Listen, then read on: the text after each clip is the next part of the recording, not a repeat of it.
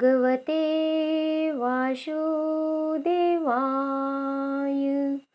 तो आज मैं आप लोगों को श्रीमद् भागवत गीता के अध्याय 9 परम गुह्य ज्ञान का अमृत रस पान करवाने जा रही हूँ। तो भगवान श्री कृष्ण की वाणी को श्रद्धा भक्ति पूर्वक सुनिएगा एवं आत्मसात कीजिएगा। तो यहाँ पर भगवान श्री कृष्ण जो है अर्जुन से कहते हैं कि हे अर्जुन, चूँकि तुम मुझसे कभी ईर्ष्या नहीं करते, इसलिए मैं तुम्हें यह परम गुह्य ज्ञान तथा अनुभूति बतलाऊंगा, जिसे जानकर तुम संसार के सारे क्लेशों से, सारे दुखों से मुक्त हो जाओगे। हे अर्जुन, यह ज्ञान सब विद्याओं का राजा है, जो समस्त रहस्यों में सर्वाधिक गोपनीय है। यह परम शुद्ध है और चूंकि यह आत्मा की प्रत्यक्ष अनुभूति कराने वाला है, अतः यह धर्म का सिद्धांत है। यह अविनाशी है और अत्यंत सुखपूर्वक संपन्न किया जाता है। हे अर्जुन, हे परंतप, जो लोग भक्ति में श्रद्धा नहीं रखते, वे मुझे प्राप्त नहीं कर पाते। अतः वे इस भौतिक जगत में जन्म मृत्यु के मार्ग पर वापस आते रहते हैं, अर्थात जन्म मृत्यु का चक्कर लगाते रहते हैं। चार खानी 84 लाख योनियों में भटकते रहते हैं। हे अर्जुन, यह संपूर्ण जगत मेरे अव्यक्त रूप द्वारा व्याप्त है। समस्त जीव मुझ में है, किंतु मैं उनमें नहीं हूँ। हे अर्जुन, तथापि मेरे द्वारा उत्पन्न सारी वस्तुएं मुझ में स्थित नहीं रहती। जरा मेरे योग ऐश्वर्य को देखो। यद्यपि मैं समस्त जीवों का पालक, भरता हूँ और सर्वत्र व्याप्त हूँ, लेकिन मैं इस विराट अभिव्यक्ति का अंश नहीं हूँ, क्योंकि मैं सृष्टि का कारण स्वरूप हूँ। हे अर्जुन, जिस प्रकार सर्वत्र प्रवाहमान प्रबल वायु सदैव आकाश में स्थित रहती है, उसी प्रकार समस्त उत्पन्न प्राणियों को तुम मुझ में स्थित जानो। हे कुंती पुत्र, कल्प का अंत होने पर सारे प्राणी मेरी प्रकृति में प्रवेश करते हैं और फिर दूसरे कल्प के आरंभ होने पर मैं उन्हें अपनी शक्ति से पुनः उत्पन्न करता हूँ। हे अर्जुन, संपूर्ण विराट जगत मेरे अधीन है। यह मेरी इच्छा से बारंबार स्वतः ही प्रकट होता रहता है और मेरी ही इच्छा से अंत में विनिष्ट होता रहता है। हे धनंजय, ये सारे कर्म मुझे नहीं बांध पाते। मैं उदासीन की भांति इन सारे भौतिक कर्मों से सदैव विरक्त रहता हूँ। हे कुंती पुत्र, यह भौतिक प्रकृति मेरी शक्तियों में से एक है और मेरी अध्यक्षता में कार्य करती है, जिससे सारे चर तथा अचर प्राणी उत्पन्न होते हैं। इसके शासन में यह जगत बारंबार सृजित और विनिष्ट होता रहता है। हे अर्जुन, जब मैं मनुष्य रूप में अवतरित होता हूँ, तो मूर्ख मेरा उपहास करते हैं। वे मुझ परमेश्वर के दिव्य स्वभाव को नहीं जानते और मेरा उपहास करते हैं। हे अर्जुन, जो लोग इस प्रकार मोहग्रस्त होते हैं, वे आसुरी तथा नास्तिक विचारों के प्रति आकृष्ट रहते हैं। इस मोहग्रस्त अवस्था में उनकी मुक्ति आशा, उनके सकाम कर्म तथा ज्ञान का अनुशीलन सभी निष्फल हो जाते हैं। हे पार्थ, मोहमुक्त महात्मा जन दैवी प्रकृति के संरक्षण में रहते हैं। वे पूर्णतः भक्ति में निमग्न रहते हैं, क्योंकि वे मुझे आदि तथा अविनाशी भगवान के रूप में जानते हैं।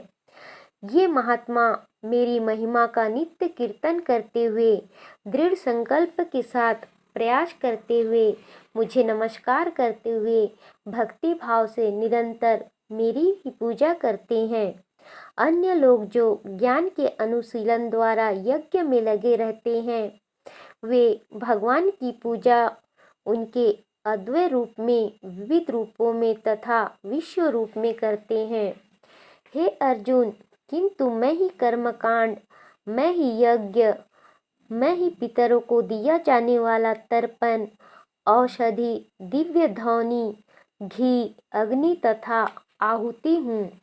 मैं इस ब्रह्मांड का पिता, माता, आश्रय तथा पितामह हूँ। मैं ज्ञेय अर्थात जानने योग्य, शुद्धिकर्ता तथा ओंकार हूँ। मैं ऋग्वेद, सामवेद तथा यजुर्वेद भी हूँ। मैं ही लक्ष्य हूँ, पालन करता हूँ, स्वामी हूँ, साक्षी हूँ, धाम हूँ, शरण स्थली हूँ तथा अत्यंत प्रिय मित्र भी हूँ। हे अर्जुन, मैं सृष्टि तथा प्रलय, सबका आधार, आश्रय तथा अविनाशी बीज हूँ। हे अर्जुन, मैं ही ताप प्रदान करता हूँ और वर्षा को रोकता तथा लाता हूँ।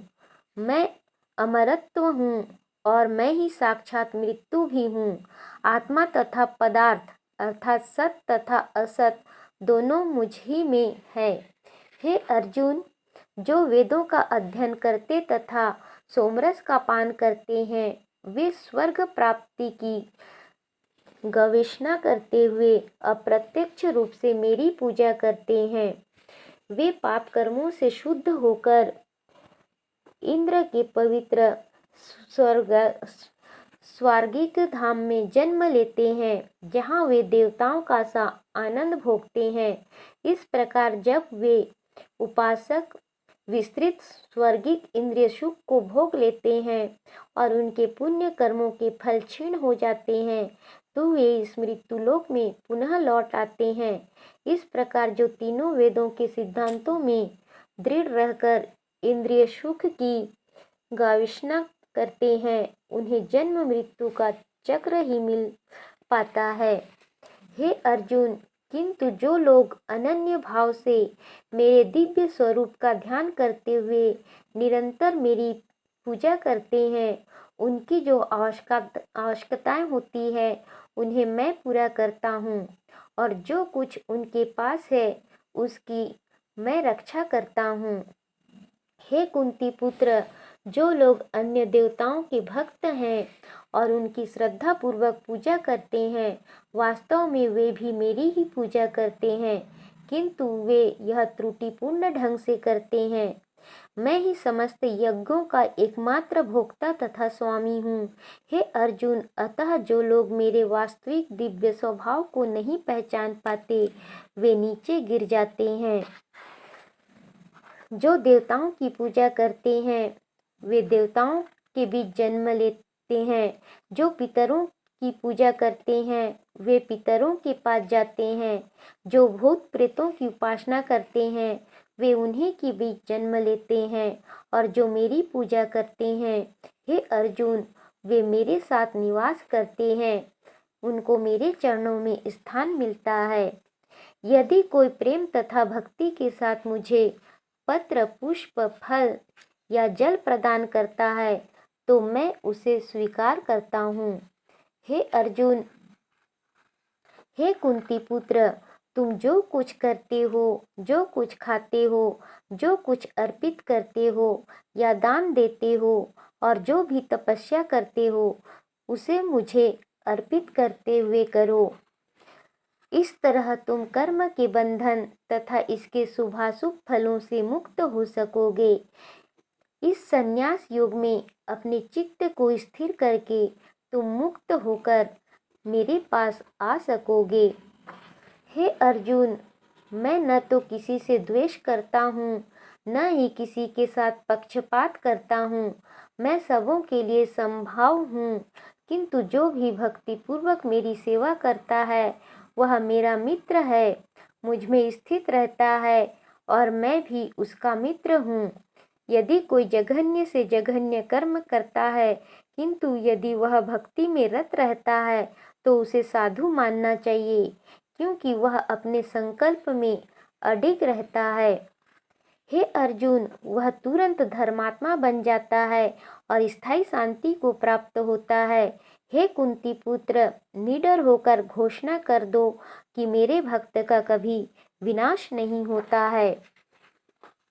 हे पार्थ, जो लोग मेरी शरण ग्रहण करते हैं, वे भले ही निम्न जन्मा स्त्री, वैश्य, व्यापारी तथा शूद्र श्रमिक क्यों ना हो, वे परम धाम को प्राप्त करते हैं। फिर धर्मात्मा ब्राह्मणों, भक्तों तथा राजऋषियों के लिए तो कहना ही क्या है। अतः इस क्षणिक दुखमय संसार में आ जाने पर मेरी प्रेमा भक्ति में अपने आप को लगाओ। हे अर्जुन, अपने मन को मेरे नित्य चिंतन में लगाओ, मेरे भक्त बनो, मुझे नमस्कार करो और मेरी ही पूजा करो। इस प्रकार मुझ में पूर्णतया तल्लीन होने पर तुम निश्चित रूप से मुझको ही प्राप्त करोगे। तो अध्याय 9 भगवान का जो परम गुह्य ज्ञान है, यहीं तक। तो अगला अध्याय अगले दिन। ओम नमो नारायणाय। ओम नमो भगवते वासुदेवाय।